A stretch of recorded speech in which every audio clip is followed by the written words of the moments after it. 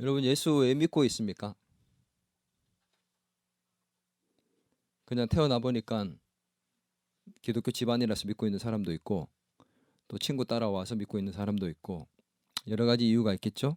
근데 많은 사람들이 축복받고 싶고 또 성공하기 위해서 예수님을 믿고 따르는 경우가 많습니다.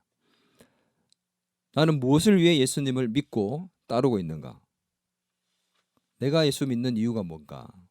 원래 오늘 설교 제목을 내가 믿는 이유로 이렇게 하려고 그러다가 좀 바꿨습니다. 우리는 예수님의 자녀입니다. 그죠? 예. 근데 동시에 예수님의 제자입니다. 맞습니까? 예수님의 제자라면 예수님을 어떻게 따라야 할까? 예수님의 제자가 예수님을 어떻게 따르고 믿고 살아가야 할 것인가? 예수를 믿고 천국만 가는 게 아니라 그를 따르는 삶을 살아야 되는데 어떻게 살아야 될 것인가? 오늘 그 문제를 놓고 좀 말씀 속에서 고민을 해보려고 합니다. 제자 많이 들어봤죠? 제자가 어떤 사람이에요?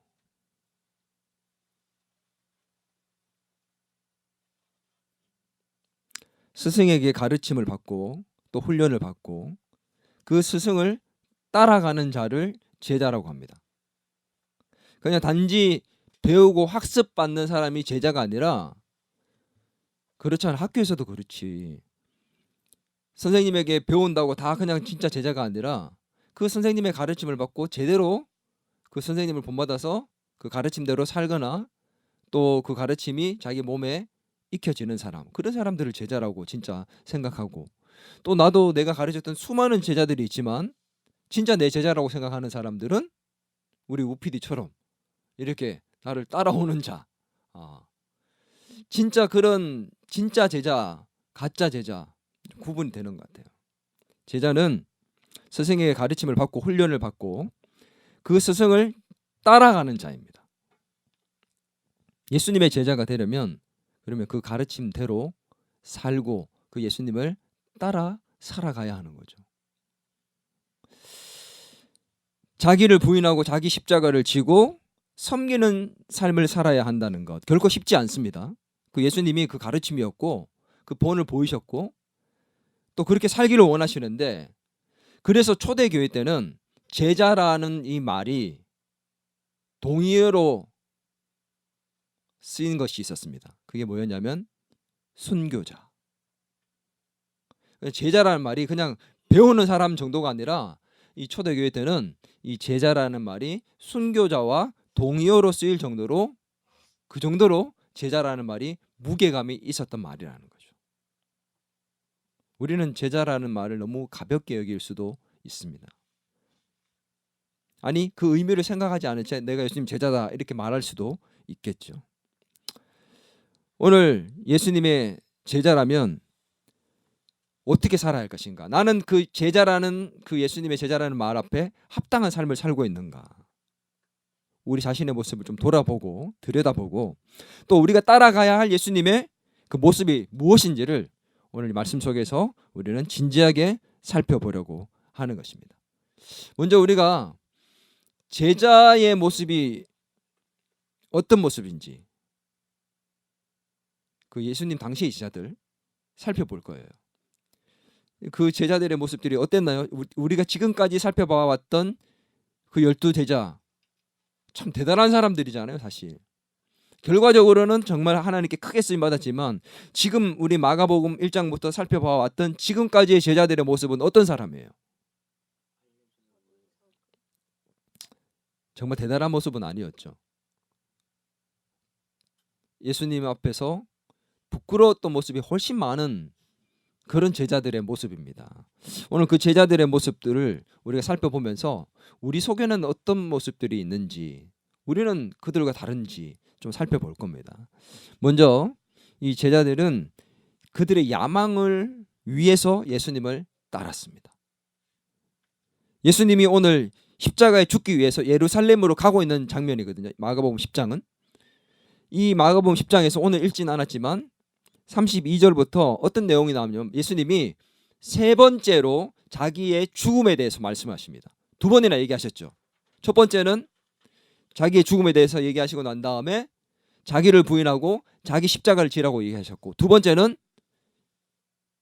죽음에 대해서 말씀하신 이후에 뭘 얘기하셨죠?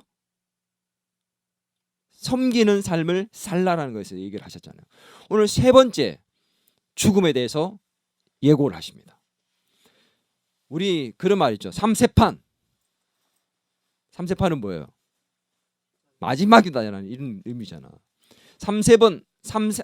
삼세판이라는 말을 한다는 정도로 그만큼 세 번이라는 것은 의미가 있는데, 그 당시에도 의미가 있었어요. 이 세 번 얘기를 했다는 것은 그만큼 확실하다는 얘기잖아.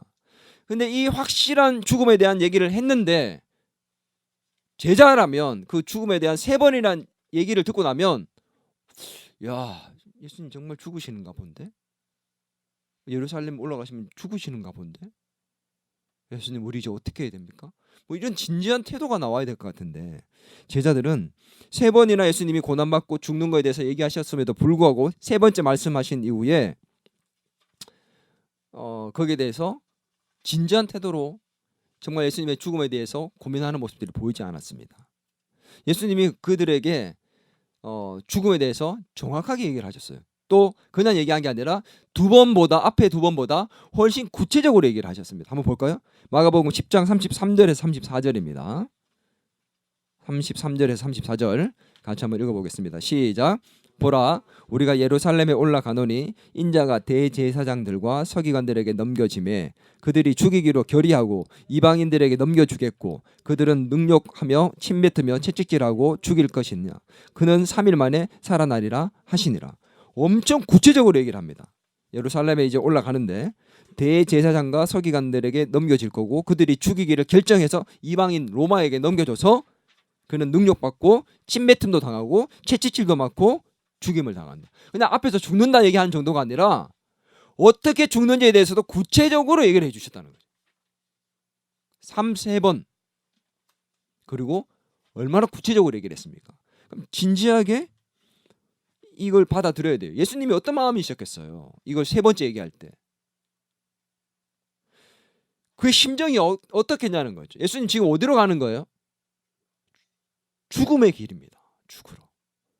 자기의 무덤을 향해서 가고 있습니다. 여러분, 우리는 자기가 언제 죽을지 몰라요. 그죠? 그래서 오늘 잘 때도 내일을 기대하고 잡니다. 그리고 10년 뒤, 20년 뒤에 꿈을 꾸며 삽니다. 근데 예수님 꿈은 뭐예요? 죽으시는 건데, 그게 이제 얼마 남지 않았어요. 예수님은 언제 어떻게 죽을지를 명확하게 아셨습니다. 자신의 죽음에 대해서 명확하게 아는 것은 예수님밖에 없었어요. 내가 언제 어떤 모습으로 죽을 거라는 것을 알고 지금 그 길로 가고 있다는 겁니다. 우리 준서가 다음 주에 죽는 것을 알고 서울로 입성을 한다. 지금 대전쯤 왔어요. 친구들과 얘기한다면 어떤 심정일까? 정말 간곡한 마음의 심정을 담아가지고 얘기하지 않을까? 어떤 말 한마디 한마디 할 때마다 내가 이제 곧 죽는데 나의 이 마음을 얘들이 알까? 좀 나의 이 말이 얼마나 진짜 진정성 있게 이 아이들에게 전달이 될까? 이런 심정으로 얘기하지 않을까 싶은 거지. 예수님은 그렇게 말씀을 하셨다는 거예요. 자기 십자가를 지고 살아야 된다. 너희들 나를 따르려면. 부자 청년에게도 얘기했는 것처럼 다 버리고 내가 최고의 가치가 되어야 된다. 섬기는 삶을 살아야 된다. 이 한마디 한마디가 정말 의미심장한 말씀이었다는 거죠. 근데 제자들은 새겨 듣지 않습니다. 흘려 듣고 한쪽 귀로 듣고 흘러보냅니다. 진지하게 얘기하신 그 예수님의 말 흘려보내고 뭐라고 얘기했느냐? 그 말을 듣고 난 다음에 나온 제자들의 말을 들으면 어처구니가 없습니다. 한번 볼까요? 뭐라고 얘기했는지. 35절입니다. 10장 35절 같이 읽습니다. 시작. 세베대의 아들 야고보와 요한이 주께 나와 여짜오되 선생님, 무엇이든지 우리가 구하는 바를 우리에게 하여 주시기를 원하옵나이다. 지금 뭐랍니까? 이게 뭐라는 거예요 지금? 예수님이 죽는다고 얘기하시는데 진짜 마음의 심정을 담아 마지막으로 지금 세 번째 내가 이제 어떻게 죽는지를 얘기하셨는데, 제자들이 그 얘기를 듣고 난 다음에 예수님 어떡해요? 그게 아니라 예수님, 우리가 무엇을 구하든지 간에 우리가 원하는 걸 다 들어주셔야 돼요. 이게 말입니까? 내가 만약 예수님이었으면 정말 혼냈을 것 같아요. 내가 지금 죽는다잖니. 내가 죽는다고 얘기하는데 뭘 얘기해 지금? 원하는 걸 다 들어달라고? 철이 없어도 어떻게 이렇게 철이 없을까요? 무엇이든지 우리가 구하는 대로 우리에게 해주세요. 철이 있어요, 없어요? 이 제자들의 모습을 보면 어떤 생각이 듭니까? 어떤 생각이 드니?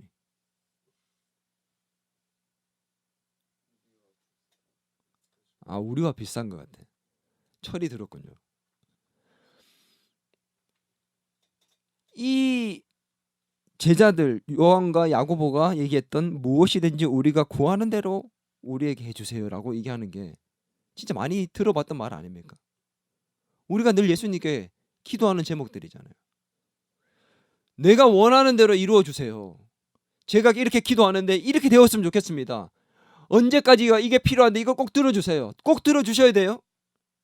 예수님은 넌 너의 십자가를 지고 자기를 부인하는 삶을 살라. 성민의 삶을 살라. 그렇게 얘기하는데 그거는 흘러보내고 뭐라고? 내가 원하는 걸 들어주세요. 제가 무엇을 구하든지 그 구하는 것들을 반드시 이루어 주세요. 이 제자들의 이 말이, 철없는 이 말이 어쩌면 저와 여러분의 오늘 기도의 제목이라고 저는 생각합니다. 제자들을 탓하고 욕할 게 아니라 우리의 모습을 봐야 돼요. 1등하고 싶고 잘 되고 싶고 성공하고 싶고 내 꿈을 이루고 싶고 잘못은 아닌데 어찌나 철이 없는지 늘 우리가 구하는 기도는 그런 것뿐입니다. 주님, 나를 부인하는 삶을 살게 도와주시고 주님, 제대로 따르게 도와주시고 누군가를 섬기게 해주세요. 그런 기도는 전혀 나오지 않고 늘 이거 주세요, 저거 주세요. 이때까지 되어야 됩니다. 이렇게 되어야 됩니다. 우리가 원하는 대로 이루어 달라고 그렇게 기도하는 제자들의 그 모습이 오늘 철없는 그 모습이 오늘 우리에게 있다는 것입니다. 얼마나 실망스럽고 안타까운 모습입니까?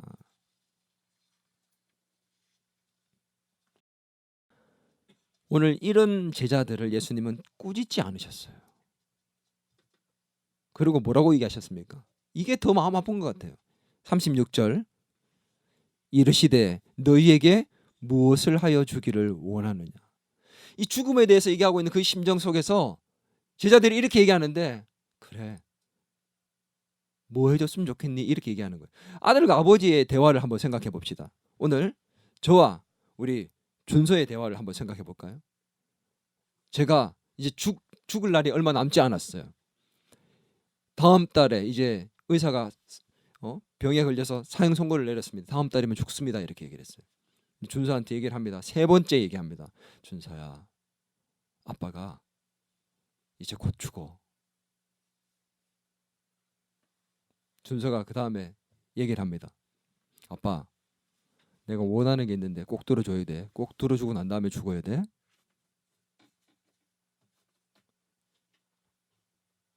그때 아버지가 얘기합니다.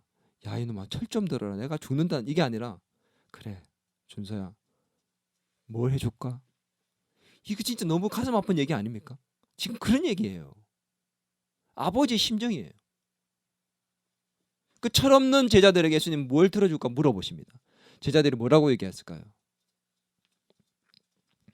이 제자들이 예수님의 그 얘기를 듣고 난 다음에 했는 말을 한번 들어봅시다. 37절입니다. 같이 읽겠습니다. 시작. 여짜오되 주의 영광 중에서 우리를 하나는 주의 우편에 하나는 좌편에 앉게 하여 주옵소서. 이제 제자들은 이렇게 생각했습니다. 예루살렘으로 올라가면 예수님이 로마 군대를 물리쳐서 내보내고 예루살렘에 주둔하고 있던 로마의 군대들을 다 물리치고 내보내고 이제 예루살렘에서 새로운 예수님의 왕국을 완성할 것이다. 그래서 새로운 이제 시대가 이 이스라엘에게 열릴 것이고 다윗이 만들었던 그 전성기의 그 나라가 새로 만들어져서 이제 배고프지 않고 우리가 잘 먹고 잘 살 수 있는 부국강명한 나라가 만들어질 것이다 기대하고 있었어요. 이제 근데 예루살렘으로 곧 올라갑니다. 곧 도착해요. 그리고 난 다음에 왕국이 만들어지면 제자들이 어떻게, 이제 곧 예수님의 나라가 만들어지는데 나는 어떤 자리에 앉을까 고민하고 있다가 이 야고보와 요한이 더 이상 미룰 수 없다 생각을 합니다. 예수님, 더 이상 이제 저희의 마음을 미룰 수 없습니다. 얘기하겠습니다. 주의 나라가 임하면 저 그리고 제 동생 하나는 예수님의 우편과 좌편에 앉도록 해주세요. 인사청탁이죠. 불법 인사청탁. 근데 이 지금 마가복음에는 야고보와 요한이 와서 얘기를 했다고 했지만 마태복음에 보면 한 명이 더 같이 옵니다. 누군 줄 아세요? 이 야고보와 요한의 어머니가 같이 찾아와요. 부정청탁을 하는데 어머니가 와서 얘기를 합니다. 예수님에게 우리 두 아들을 주의 나라가 임할 때 하나는 우편 하나는 좌편에 앉게 해달라고. 이 어머니가 누군 줄 알아요? 야고보와 요한의 어머니가 누군 줄 알아요? 마리아의 누이입니다. 그러면 어떤 관계가 되는 거예요? 예수님의 이모예요, 이모. 야고보와 요한은 누구예요? 사촌이에요. 예수님의 사촌 동생들이에요. 그러면 친인척 관계에 있고, 그리고 야고보와 요한은 예수님께 총애를 받았고, 얼마 전 베드로는 잘못 예수님께 얘기했다가 사탄아 내 뒤로 물러가라고 질책받았습니다. 수제자 3명 중에서 한 명은 깨갱했고 이제 친인척이고 아무리 봐도 자기들이 최고의 자리에 앉을 것 같으니까 이제 대놓고 얘기를 한 겁니다. 자기의 야심, 야망을 이제 완전히 말로 드러내면서 얘기를 하는 겁니다. 속내를 얘기하는 거죠.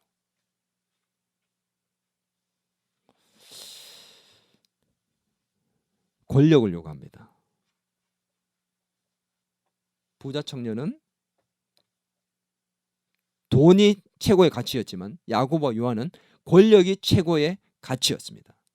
여러분 사극 같은 거 봐봐요. 어떻게 됩니까? 그 권력 때문에 권력을 잡으려고 가족도 죽이고, 권력 때문에 수많은 살인이 일어나고, 정말 별의별 짓이 다 일어나서 그 권력 찬탈을 하기 위해서 얼마나 정말 암울했던 그런 흑역사가 우리나라 역사 가운데 있었는지를 그 사극 통해서 우리 볼 수 있잖아요. 권력에 눈이 먼 겁니다. 오늘 야고보와 요한도 권력에 눈이 먼 거예요. 권력의 가치가 예수 그리스도보다 더 컸던 거예요. 가치의 변화가 일어나지 않았던 거죠. 그들은 야망을 가지고 예수님을 따랐습니다. 그 야망, 자기들의 욕심, 바램, 그것을 이루기를 원하는 그 마음으로 예수님을 따랐다는 것입니다. 그 얘기를 들은 11 제자, 12명 중에서 2명을 제외한 10명의 제자가 어떻게 반응했냐? 41절을 보면 10 제자가 듣고 야고보와 요한에 대하여 화를 내거늘. 왜 화를 냈을까요? 왜 화를 냈을까? 선수 치는 거 보니까 열받은 거지. 똑같은 마음이 있었다는 거잖아. 제자들 모두 다 똑같은 야망이었어요. 나는 어느 위치에 올라갈까? 어떤 자리를 맞을까? 이제 곧 나는 권력을 가지게 될 거고 부와 기를 가지고 성공한 인생으로 살 거다. 성공해서 금유한양할 거야. 똑같은 마음으로 제자들이 예수님을 따르고 있었다는 거지. 참 절이 없어요. 진짜 제자 맞습니까? 가짜 제자잖아. 나는 어떤 마음으로 예수님을 따르고 있습니까? 나는 어떤 믿음으로 예수님을 믿고 따르고 있습니까? 제자로서 스승의 가르침을 따라 하나님의 말씀을 따라 살기 위해 몸부림치는, 그리고 예수님을 닮아 있는 모습으로 따르는 참 제자가 맞습니까? 아니면 여전히 내 욕심을 이루기 위해서 따르고 있는, 내가 원하는 것을 구할 때에 그것을 들어달라고 얘기했던 철없는 그 제자들의 모습, 가짜 제자처럼 보이는 그 모습이 우리의 모습은 아닌가?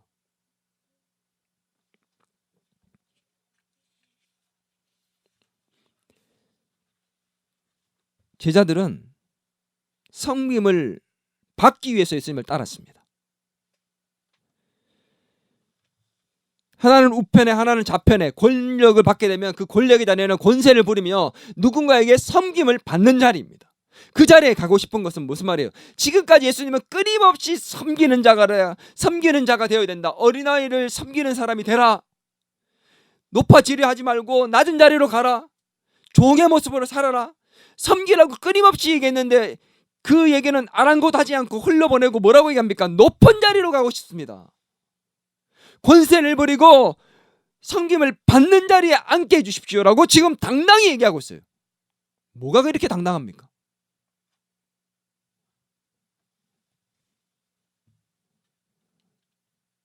제자들도 다 마찬가지였잖아요.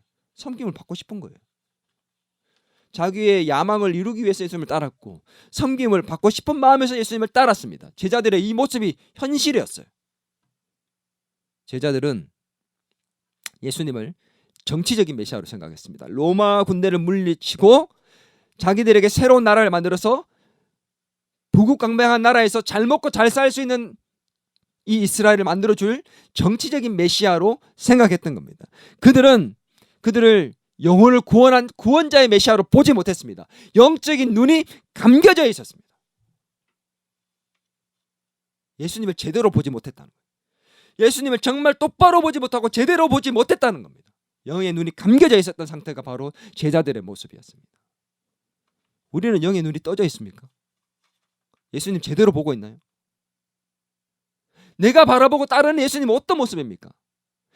전능하신 능력을 갖고 우리가 원하는 것은 무엇인지 이루어주시는 알라딘의 마술 램프와 같은 요정과 같은 그런 능력을 가지신 분으로 바라보고 있지는 않습니까? 영적인 눈이 감겨져 있지는 않나요? 제자들은 예수님의 가르침과 삶의 모습을 보면서 제대로 따라가지 못했던 가짜 제자처럼 보이는 삶을 살고 있었습니다. 진짜 제자는 어떻게 살아야 될까요? 예수님의 어떤 모습을 따르며 살아야 할까요? 제자는 진짜 스승을 따르는 그 모습 그대로 사는 사람이어야 합니다. 누가 봐도 저 사람 딱 보니까 어떤 선생님 생각나는데 그런 모습이 떠올라야 돼요. 근데 여러분의 모습을 보면 예수님이 떠오릅니까? 와, 너 보니까 예수님이 떠오른다. 그런 제자의 그 말에 합당한 삶을 살고 있냐는 거죠. 오늘 우리는 예수님이 어떤 모습을 따르며 살아야 될까? 진지하게 고민을 해봐야 됩니다. 따라합니다. 섬기기 위해 이 땅에 오신 예수님. 예수님은 그 누구보다 섬김을 받으셔야 하는 분입니다. 맞습니까? 근데 예수님은 이 땅에 오셔서 뭐라고 얘기했습니까? 내가 섬김을 받기 위해서 온 게 아니라 오히려 섬기기 위해서 이 땅에 왔다라고 얘기하십니다. 마가복음 전체의 핵심 구절이 어디냐면 마가복음 10장 45절이에요. 같이 한번 읽어볼까요? 읽겠습니다. 10장 45절 시작. 인자가 온 것은 섬김을 받으려 함이 아니라 도리어 섬기려 하고 자기 목숨을 많은 사람의 대속물로 주려 함이니라. 예수님은 섬김의 삶을 사셨습니다. 그리고 섬기는 삶을 살라고 가르치셨습니다. 그만큼 중요하게 생각하셨죠. 자기의 종된 모습으로 사셨고 또 그것을 가르치셨습니다. 10장 43절에 44절에 보면 너희는 그렇지 않아야 된다라고 얘기하시면서 너희 중에 누구든지 크고자 하는 자는 너희를 섬기는 자가 되고 누구든지 으뜸이 되고자 하는 자는 모든 사람의 종이 되어야 하리라고 말씀하시면서 섬기는 삶을 살라고 얘기하셨죠. 가르쳐 주셨습니다. 요한복음 13장에 보면 예수님이 제자들의 발을 씻기는 장면이 나옵니다. 6월절 날 이제 예수님 십자가에 죽기 얼마 직전 제자들의 발을 마지막으로 씻기십니다. 제자의 발을 씻긴다는 것은 그 당시에 있을 수 없는 일입니다. 당연히 제자들이 발을 씻겨야 되겠고 제자들도 그걸 하지 않고 종들이 발을 씻겼는데 하인들이 하는 그 일을 예수님이 직접 나서서 하신 겁니다. 왜요? 그 이유를 얘기하셨습니다. 뭐라고 얘기했느냐? 10장 요한복음 13장 15절입니다. 같이 읽겠습니다. 시작. 내가 너희에게 행한 것 같이 너희도 행하게 하려 하여 본을 보였노라. 뭐 하게 하려고요? 너희도 그렇게 살게 하기 위해서. 내가 지금 왜 이렇게 섬기는 줄 아니? 왜 종의 모습으로 지금 너희들한테 보여주는 줄 아니? 너희도 이렇게 살라는 거야. 본을 보이기 위해서 하는 거야라고 예수님 직접 얘기를 하십니다. 이렇게까지 얘기를 하시고 가르치시고 본을 보이셨는데도 불구하고 우리는 자꾸만 섬김을 받는 자리에 갖고 싶어 합니다. 왠 줄 압니까? 그게 우리의 본능이에요. 인간의 본능이에요. 누군가를 섬기고 싶은 게 아니라 섬김을 받고 싶어 하는 게 우리의 본능입니다. 예수님이 얼마나 중요하게 생각했습니까? 한두 번 그냥 몇 번 섬기다가 마는 것이 아니라 우리의 삶의 방식 그 자체가 섬김이 되기를 원하시는 것이 예수님의 뜻입니다. 아멘. 우리는 각자의 삶의 자리에서 섬김의 삶을 살아야 됩니다. 그게 예수님의 모습이었고 우리가 예수님을 따라가야 하는, 본받아야 하는 우리 삶의 방식이 되어야 되는 하나님 뜻입니다. 아멘입니까? 직장에서, 가정에서, 또 학교에서 섬김이 나의 삶의 방식이 되어야 된다. 이건 본능을 거스르는 행동이에요. 얼마나 어려운지 몰라요. 그게 쉬운 게 아니에요. 섬김의 삶을 산다는 게 정말 어려운 겁니다. 근데 어디에서 하라고요? 내 삶의 현장에서 각오하고 기도하며 의식을 갖고 노력해야 됩니다. 여러분, 다른 사람을 먼저 생각하는 게 쉬워요, 어려워요? 어려워요. 본능적으로 나를 먼저 생각합니다. 근데 예수님은 우리가 다른 사람을 먼저 생각하고 섬기기 위해서 살라 합니다. 그게 하나님 나라의 상을 받는 비결이고 하나님 나라에서 높아지는 비결이라고 얘기를 하십니다. 너희가 살아야 될 이 땅에서의 역설의 삶의 모습이다, 이렇게 얘기를 하십니다. 오늘 우리가 가정과 직장과 학교에서 사람들 사이에서 이웃들 가운데서 섬기는 삶을 살겠다고 작정하는 그 순간부터 우리는 사람들을 바라보는 눈빛이 달라지고 대하는 태도가 달라지게 되어 있어요. 왠 줄 압니까? 이 사람이 나의 적이 아니라 나의 섬기는 사역의 대상이 되기 때문입니다. 눈빛이 달라져요. 태도가 달라집니다. 섬기는 대상을 향해서 우리가 함부로 말하고 대할 수 있겠습니까? 내가 이 사람을 섬겨야지라고 생각하는 마음으로 대하고 있다면 모든 게 달라지게 돼 있어요. 삶의 현장에서 우리는 그렇게 살기를 원하고 계시는 겁니다. 남들이 하기 싫어하는 일이 있어요. 서로 눈치 보고 누군가가 맡아줬으면 좋겠고 떠넘기고 싶어하는 그런 일들이 있습니다. 섬기는 삶을 살겠다고 작정하고 섬기는 대상으로 바라보고 있는 사람이라면 그런 일들이 있을 때 어떻게 생각할까요? 어떻게 생각할까요? 아, 내가 섬길 기회구나. 내 섬길 기회가 만들어졌구나. 우리는 우리의 삶의 현장에서 섬기는 삶을 살아야 됩니다. 그래서 저도 이 설교 준비하면서 내가 가정에서도 쉬려고만 했는데 그게 아니구나. 내 가정도 나의 섬김의 장소구나 생각을 했습니다. 그리고는 바로 일하다가 내가 뭘 섬길까 고민하다가 내가 이것부터 시작해야지라고 마음먹은 게 있어요. 그게 뭘까요? 단톡방에 올렸죠. 우리 어머님이 시켜서가 아니라 내가 스스로 해야 되겠다. 분리수거를 내가 해야 되겠다. 이게 내 섬김의 일로, 내 하나의 섬김의 일로, 우리 가정을 섬기는 일로 내가 생각하고 기쁨으로 해야지 라고 생각하고 내 일로 내가 단톡방에다가 올렸습니다. 오늘부터 분리수거 내가 하겠습니다. 별로 큰 게 아니라 가지고 여러분 반응이 시원찮은 것 같은데 작은 것부터 내가 섬기겠다. 가정에서 뭘 할까? 직장에서 보면 이렇게 앞에 쓰레기들이 많이 이렇게 돌아다니고 있는 게 많이 있어요. 아무도 안 치워요. 내 앞자리만 다들 치웁니다. 그러면 내 앞자리 치우면서 나는 저거까지 치워줘야지. 내가 쓸어야지. 조금 더 피곤하고 조금 더 힘들겠지만 저기까지 내가 다 쓸어줘야지. 그런 생각들. 내가 섬김의 대상이라고 생각하면 그때부터 보이는 게 다르고 대하는 태도가 달라지고 모든 게 달라지고 있습니다. 나는 내 자신과 약속을 했고 그 약속을 지키기 위해서 실천했습니다. 피곤하고 힘들었지만 집에 들어오자마자 씻지 않고 분리수거를 했습니다.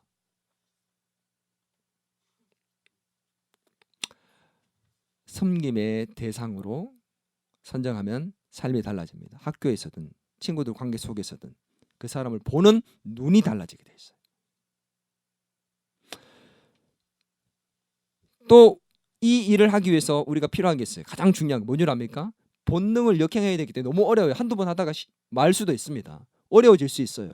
그래서 뭐가 필요한 줄 알아요? 성령님의 도움이 필요합니다. 섬김은요, 내 의지와 힘으로 끝까지 할 수 있는 게 아니에요. 내 본능을 역행하며 살아야 되니까. 그래서 성령님께 도움을 구해야 됩니다. 주님, 섬김의 삶을 오늘 하루도 살게 도와주옵소서. 이 하루도 섬기는 삶을 살게 도와달라고 기도하고 시작해야 돼요. 그래서 매일 아침에 기도 제목에 내가 한 가지가 늘었어요. 하나님, 오늘도 섬기는 삶을 살게 도와달라고 눈 뜨면 먼저 기도하고 시작합니다. 그리고 나가는 진짜 직장에서나 가정에서 보는 눈이 달라지니까 마음이 평안해지더라고요. 여러분 직장에서 동료들을 만날 때나 직장에서 고객들을 만날 때 이런 마음으로 대한다면 일을 할 때도 달라지는 겁니다. 일할 때 섬기는 마음으로 일을 하게 되니까 달라지는 거예요. 오늘 우리에게 이런 섬김의 삶이 예수님을 닮아가는 모습으로 세상에 드러날 수 있게 되기를 간절히 바랍니다. 또 우리가 예수님을 따라야 되는 모습은 어떤 게 있냐면 예수님은 따라합니다. 죽기 위해서 이 땅에 오셨습니다. 오늘 예수님이 예루살렘으로 가실 때 특별한 모습을 마가는 기록했습니다. 그게 뭐냐면 제자들을 앞서 가셨다고 얘기를 합니다. 이거는 흔한 모습이 아니에요. 보통 제자들이 앞서가고 예수님이 뒤에 따라가야 됩니다. 스승이 뒤에 따라가야 돼요. 근데 오늘 예수님은 제자들을 앞서 가셨다고 나옵니다. 의도적으로 제자들을 리드하고 있는 예수님의 모습이죠. 고난과 죽음의 길을 마지 못해 어쩔 수 없이 끌려가는 양이 아니라 내가 적극적으로 정말 너희들을 위해서 내가 죽음의 길로 내가 너희를 끌고 간다. 내가 죽음의 길을 향해서 내 기쁨의 의사를 갖고 가고 있다는 것을 보여주시고 싶었던 그 모습이 오늘 이 모습이 아닐까 싶어요. 예수님은 고난받고 죽기 위해서 이 땅에 오셨다는 것을 직접 말씀하셨습니다. 45절 같이 한번 더 읽습니다. 시작. 인자가 온 것은 섬김을 받으려 함이 아니라 도리어 섬기려 하고 자기 목숨을 많은 사람의 대속물로 주려 함이니라. 죽기 위해서 왔다는 것. 죽음의 섬김을 너에게 보여주겠다는 겁니다. 예수님은 이 땅에 잘 먹고 잘 살기 위해서 오시지 않았어요. 성공과 부와 기를 누리기 위해서 오시지 않았습니다. 인기와 명예를 권력을 가지기 위해서 이 땅에 오시지 않았습니다. 근데 우리는 정반대로 살고 있죠. 다 가지려 합니다. 인기도 명예도 돈도 권력도 없으면 축복 못 받은 거고. 예수님은 죽겠다고 말씀하셨는데 죽는다고 말씀하시는데 제자들은 살겠다고 살려달라고 얘기합니다. 오늘 우리가 그렇게 살고 있지 않습니까? 힘들고 어려우면 주님의 뜻이 아닌 것처럼 여겨요. 고난받기 싫어합니다. 예수님은 고난의 길을 가겠다고 죽음의 길을 가겠다고 이 땅에 오셨는데 우리는 예수님의 그 모습을 따르지 않습니다. 우리는 정반대로 가려고 그래요. 성공하고 부와 기와 명예를 누리면서 잘 먹고 잘 살려고만 생각합니다. 그게 죄가 아니지만 그게 다인 듯 살아갑니다.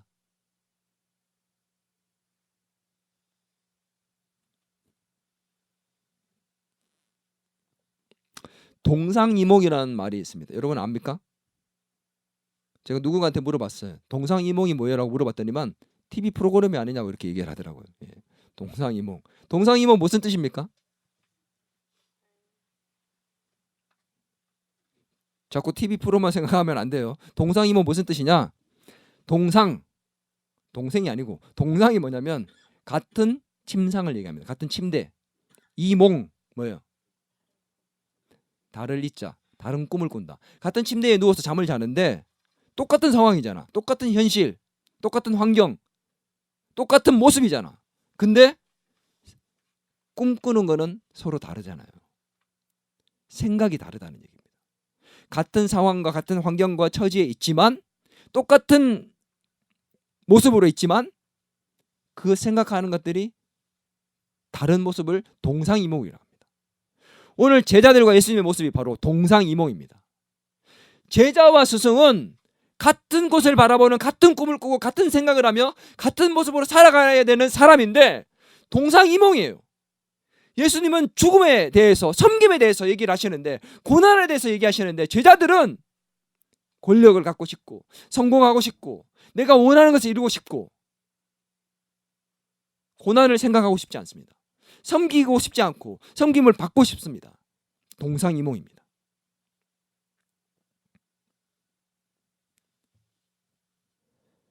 예수님께서 죽음에 대해서 얘기하십니다. 제자들에게. 내가 우편에 좌편에 앉고 싶다고 얘기하는 그 제자들에게 예수님께서 너희가 내가 받는 그 잔을, 마시는 잔을 네가 받을 수 있느냐? 내가 받는 세례를 너희가 받을 수 있느냐라고 묻습니다. 그 잔과 세례는 뭘 의미하냐면 예수님이 받으실 고난과 십자가의 죽음을 얘기하는 건데, 제자들이 뭐라고 얘기했느냐? 받을 수 있습니다 이렇게 얘기해요. 이게 무슨 뜻인지도 모르고 그 자리에만 앉을 수 있으면 좀 힘들고 어려우면 어때요? 저 할 수 있어요 이렇게 얘기합니다. 예수님이 너희가 지금 무슨 말 하는지 모른다. 너희들 네가 어떤 뜻으로 이렇게 얘기하는지 모르는구나. 진짜 너희가 받을 수 있느냐? 없다는 거예요. 예수님이 그렇게 얘기하세요. 너희가 그것에 대해서 보상을 받고 안 받고는 내 소관이 아니다. 그러나 너희가 그런 날이 올 것이다 이렇게 얘기합니다. 실제로 야고보와 요한은 어떻게 되었어요? 야고보는 최초의 순교자가 됩니다. 요한은 제일 마지막까지 유배지에서 살아남아서 요한계시록까지 끈 사도가 되었습니다. 오늘 예수님은 우리에게 묻습니다. 보상을 받고 안 받고는 생각하지 않고 나를 따를 수 있겠니? 보상을 주고 안 주고는 내 소관이 아니지만 그거 생각하지 않고 이웃을 섬기고 자기를 부인하고 고난을 각오하고 날 따를 수 있겠니? 예수님은 그렇게 우리에게 묻고 계신 겁니다. 로마서 8장 17절입니다. 같이 한번 읽을까요? 시작. 자녀이면 또한 상속자 곧 하나님의 상속자요 그리스도와 함께한 상속자니 우리가 그와 함께 영광을 받기 위하여 고난도 함께 받아야 할 것이니라. 상속자가 뭐예요? 물려받는, 유산 물려받는 사람이죠. 예수님의 영광을 물려받고 싶은데, 유산을 물려받고 싶은데 예수님이 받았던 그 고난은 상속받기 싫은 겁니다. 근데 뭐라고 얘기합니까? 고난도 같이 받아야 된다고 얘기하는 거예요. 너희가 진짜 내 제자면 내 영광만 받으려 하지 말고 고난도 같이 받아야 돼. 그거 받을 수 있겠니라고 묻고 있다는 겁니다. 근데 우리는 받으려고 하지 않아요. 받기 싫어합니다. 예수님을 따르는 제자의 삶 속에서 고난을 받아야 되는 것을 싫어합니다. 하나님의 자녀로서 누릴 영광만 생각하지 제자로서 받아야 될 고난의 길, 자기를 부인하고 자기 십자가를 지고 누군가를 섬기는 희생, 싫은 겁니다. 가짜입니다.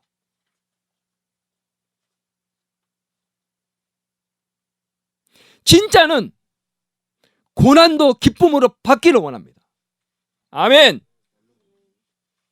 힘들고 어려움을 기쁨으로 감당하려고 합니다. 고난을 대하는 태도가 달라집니다. 나에게 어려움이 있고 경제적으로 어려움이 있고 건강에 문제가 있고 내가 하는 일들이 잘 안 돼도 그 고난을 대하는 태도가 달라집니다.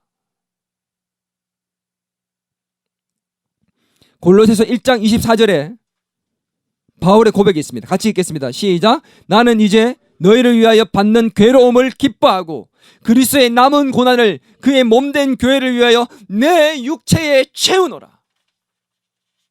너무 멋있는 고백 아닙니까? 철없는 제자들이 우리가 무엇을 구하든지 간에 그 구하는 것을 다 이루어 달라고 얘기했던 야고보와 요한의 그 철없는 고백 비해서 오늘 이 바울의 고백, 그리스도의 남은 고난을 그의 몸된 교회를 위하여 내 육체에 채워넣어라, 이 고백을 할 수 있는 저와 여러분이 될 수 있기를 바랍니다. 이 땅에 사는 동안에 우리가 좀 못 먹고 또 좀 이쁜 옷 못 입고 좀 더 큰 집에 못 살고 월세집에 살면 어때요? 그리스도의 남은 고난을 기쁨으로 채우며 예수님의 제자로서 부끄럽지 않은, 예수님이 고난받기 위해서 이 땅에 오셨다면 우리도 그 고난받는 것을 기꺼이 받아들일 수 있는 그런 사람이 되는 것이 진짜 제자가 되어가는 겁니다. 아멘. 예수님은 하늘의 모든 영광, 부귀 영화를 다 버리시고 이 땅에 오셨지만 부자 청년은 버리지 못했습니다. 우리도 버리지 못할 수 있어요. 어쩌면 예수님의 그 모습이 바보처럼 보일 수도 있어요. 그러나 그 바보처럼 보이는 그 인생을 사심으로, 그 고난받고 십자가에 죽으심으로 영광에 이르셨습니다. 우리의 이 고난은 그저 고난으로 그치지 않습니다. 아멘. 바로 이 고난을 통하여 우리에게 더 큰 영광을 우리에게 주신다고 약속해 주셨습니다. 오늘 그 하나님 나라의 그 큰 가치, 그 영광과 하나님이 주실 그 상을 바라보며 이 땅에서 고난을 기쁨으로 받아들일 수 있는 그런 예수님의 제자, 진짜 제자가 될 수 있기를 바랍니다. 저는 오늘 여러분에게 한 분을 소개하고 마지막 말씀을 마치려 합니다. 화면에 보이는 장기료 박사님입니다. 바보 의사라고 불렸던 장기료 박사님. 여러분, 한국의 슈바이처라고 불리는 분이에요. 지금은 고인이 되셨는데 또 돌아가신 날이 또 특이하게 12월 25일이었습니다. 이분이 평생 가난한 사람들을 치료하면서 섬기며 사셨던 분으로 유명합니다. 저를 보실까요? 이 장기료 박사님이 국내 최초로 간암 환자의 간덩어리를 간에서 떼어내는 일에 성공했던 분이에요. 그리고 이분은 이 간에 대해서는 우리나라에서 거의 독보적인 분이셨는데 권위자로서 부산 보건병원을 설립하셨고 부산대 병원의 원장으로 지내셨으며 나중에는 가난한 자들을 위한 병원이었던 청십자병원을 설립했던 분입니다. 대단한 분이었어요. 이분은 얼마든지 호의호식하며 살 수 있는 분이었는데 잘 들어야 됩니다. 이분은 스스로 힘든 삶을 살아야 되겠다는 결정을 하셨답니다. 내가 힘들게 살아야 되겠다는 결정을 하셨대요. 스스로. 가난한 자들을 위해서. 그래서 돈이 없어서 치료를 받지 못하는, 아파도 돈이 없어서 치료를 받지 못하는 사람들을 위해서 섬기기로 결정을 하시고 무료로 진료하고 무료로 치료해 주셨습니다. 자기가 할 수 있는 한 최선의 범위 안에서, 최대의 범위 안에서 어떻게든 가난한 자들을 섬기기 위해서, 돕기 위해서 사셨다는 거죠. 이 사실이 알려지면서 수많은 사람들이 돈이 없어도 장기료 박사님을 만나기만 한다면 치료받을 수 있는 희망을 가지기 시작했다는 거예요. 그는 치료비가 없는 이들을 위해서 치료비를 대신 내주기도 했고 또 퇴원하고 나갔는데 일자리가 없는 사람들을 위해서 일자리도 구해주기도 했답니다. 그렇게 할 필요 없잖아.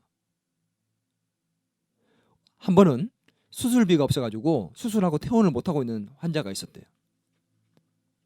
그 환자에게 이 장기료 박사님이 뭐라고 얘기했느냐, 불러가지고 퇴원을 하려면 이 수술비를 내야 되는데 못 내니까 퇴원을 못하고 있잖아요. 오늘 밤에 제가 이 병원 뒷문을 열어둘 테니까 조용히 몰래 도망가세요. 병원장이. 그리고는 그 환자에게 차비를 지어줬답니다. 이 바보 아닙니까? 그리고 그분을 내보내고 그 뒷수습을 본인이 하셨다는 겁니다. 치료비 본인이 계산하셨겠죠. 환자의 그 마음의 부담까지도 들어주시며 차비까지 지어줬던 이 바보 의사.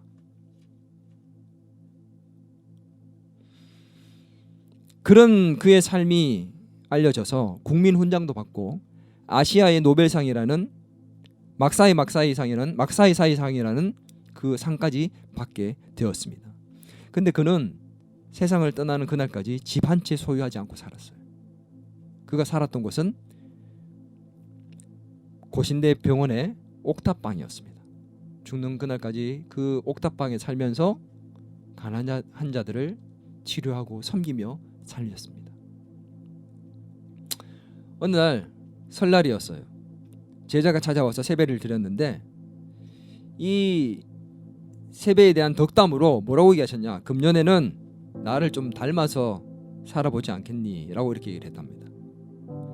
그때 제자가 웃으면서 선생님 닮아서 살면 바보가 될 것 같은데요, 이렇게 얘기를 했대요.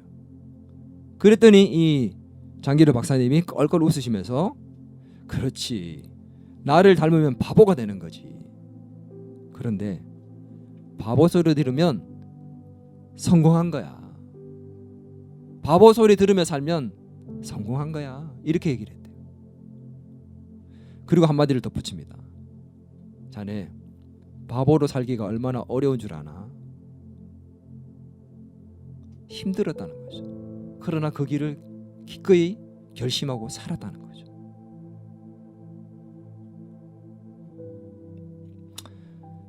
이 장기려 박사님의 모습을 보며 사람들은 그렇게 얘기했답니다. 예수님이 이 땅에 지금 오셨다면 아마 장기려 박사님의 모습으로 오시지 않았을까.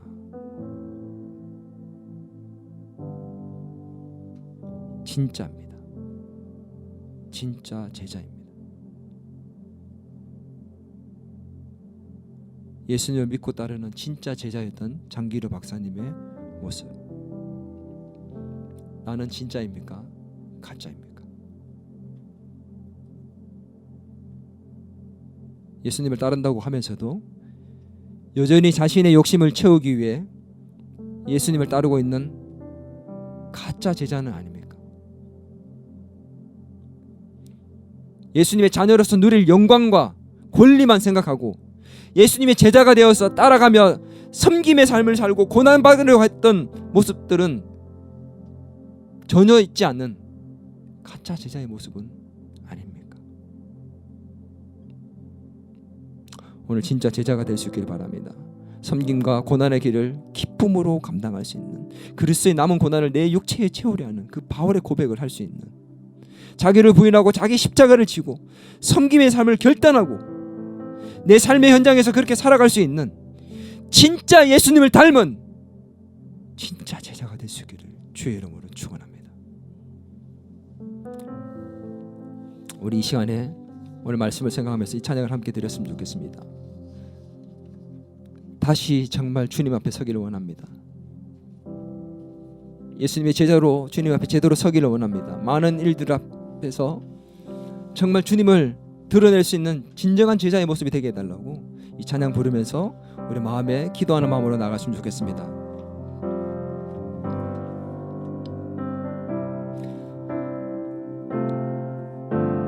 많은 이들 말하고 많은 이들 노래는 하지만 정작 가지 않는 길, 두려운 생각보다 많이 힘들고 험한 길보단 그저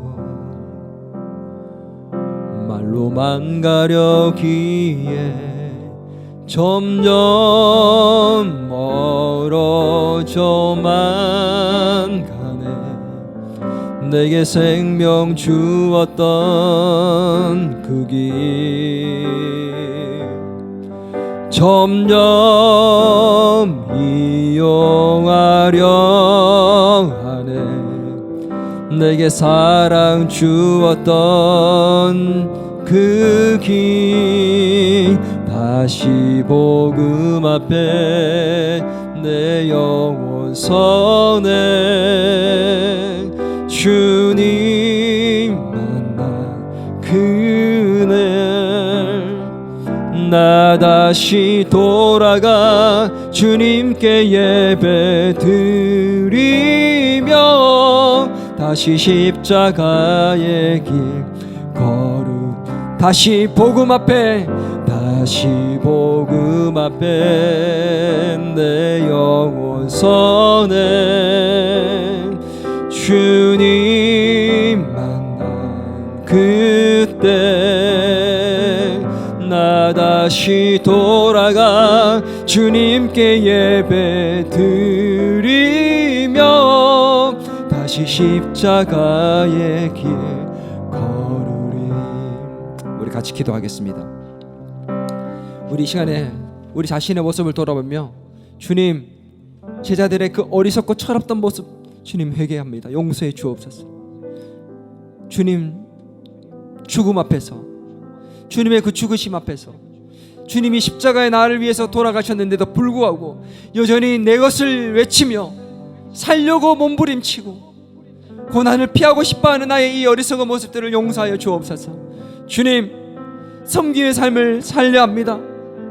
주님처럼 고난받고 자기를 부인하며 자기 십자가의 질을 그런 삶을 살기를 원합니다. 주님, 결심하고 결단하고 살지만 또 무너지지만 성령께서 도와주셔서 주님 닮은 그런 삶을 살게 도와주옵소서. 그런 예수님을 믿고 따르는 참 제자가 되기를 원합니다라고 우리 이 시간에 주님 앞에 합심하여 기도하며 나가겠습니다. 기도하겠습니다. 하나님 아버지, 하나님 아버지, 우리를 용서해 주시옵소서. 주님, 어리석고 철없는 우리의 삶을 용서해 주옵소서.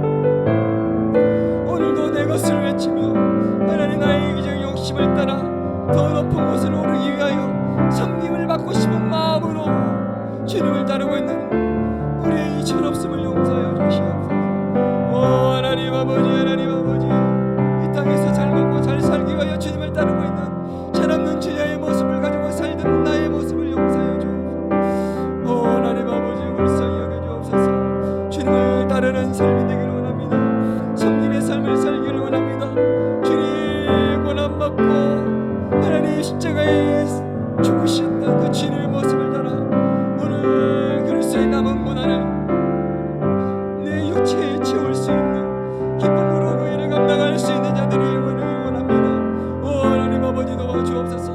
이 땅에서 잘 먹고 잘 사는 것이 나의 가치가 되지 않게 해주옵소서. 주님을 따르는 것이 나의 최고의 가치가 되기를 해주옵소서. 하나님 아버지, 우리를 불쌍히 여겨주시옵소서. 하나님 불쌍히 여겨주옵소서. 하나님 아버지,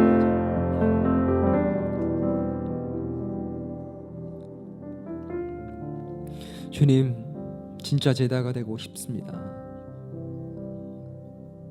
동상이몽으로 주님과 다른 생각을 하고 다른 길로 가는 자가 아니라 정말 주님께서 우리에게 바라시고 원하시는 뜻을 이루는 우리의 기도 제목도 바뀌고 우리의 삶의 모습도 바뀔 수 있게 도와주옵소서. 삶의 현장에서 자기를 부인하고 자기 십자가를 지며 내 욕심을 내려놓고 섬기는 자의 삶을 살게 도와주시고 그 속에서 예수님을 드러내고 예수님의 향기와 예수님의 모습이 우리 가운데 나타날 수 있는 그런 진짜 제자가 될 수 있도록 우리 모두를 축복하여 주시옵소서. 그리스도의 남은 고난을 내 육체의 기쁨으로 채울 수 있는 진짜 제자가 될 수 있기를 간절히 소망합니다. 예수님의 이름으로 기도드리옵나이다.